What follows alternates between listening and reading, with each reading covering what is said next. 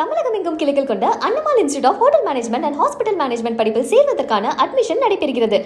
சென்னை அண்ணா சாலை மற்றும் தேனாம்பேட்டை சாலை குண்டும் குழியுமாக இருப்பதன் காரணமாக மழைநீர் தேங்கி குளம் போல் காட்சியளிப்பதால் வாகன ஓட்டிகள் பெரிதும் அவதியடைந்தனர். இதுகுறித்து நமது செய்தியாளர் ரஃபீக் வழங்கிய கூடுதல் தகவல்களை தற்போது பார்க்கலாம்.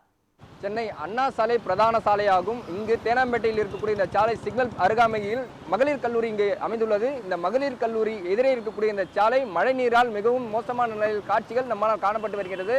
அது மட்டுமின்றி இருக்கக்கூடிய இந்த சாலை உடனடியாக சீரமைக்கும் பணிகளை மேற்கொள்ள வேண்டும் என அப்பகுதி மக்கள் மற்றும் வாகன ஓட்டிகள் தெரிவித்து வருகின்றன. இந்த சாலை குண்டும் குழியமாக இருக்கக்கூடிய காட்சிகள் நம்மளால் பார்க்க முடிகிறது. மழை நீர் அதிகமாக தேங்கியுள்ளதால் இருக்கக்கூடிய குண்டும் குழியமான இருக்கக்கூடிய சாலை எந்த அளவுக்கு இருக்கிறது என்பது சுத்தமாக தெரியப்படவில்லை என்பது வாகன ஓட்டிகளின் கருத்தாக உள்ளது. உடனடியாக சென்னை மாநகராட்சி ஆணையர் கவனத்தில் எடுத்துக்கொண்டு இங்கு இருக்கக்கூடிய மண்டல அதிகாரிகள் நேரடியாக வந்து ஆய்வுகள் மேற்கொண்டு உடனடியாக இந்த பணிகளை சீரமைக்கும் பணிகளை தீவிரப்படுத்த வேண்டும். இந்த சாலை மிகவும் மோசமான நிலையில் இருக்கக்கூடிய இந்த சாலை நம்மளால் பார்க்க முடிகிறது.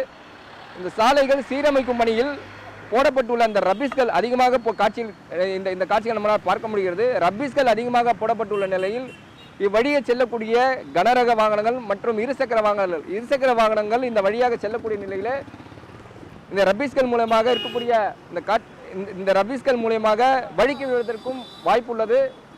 அதனால் கோர விபத்துகள் ஏற்பட தவிர்க்கும் விதமாக சென்னை மாநகராட்சி ஆணையர் இந்த இருக்கக்கூடிய மண்டல அதிகாரிகளுடன் உடனடியாக தகவல் தெரிவிக்கப்பட்டு இங்கே இருக்கக்கூடிய சாலைகளை சீரமைக்கும் பணிகளை தீவிரப்படுத்த வேண்டும்.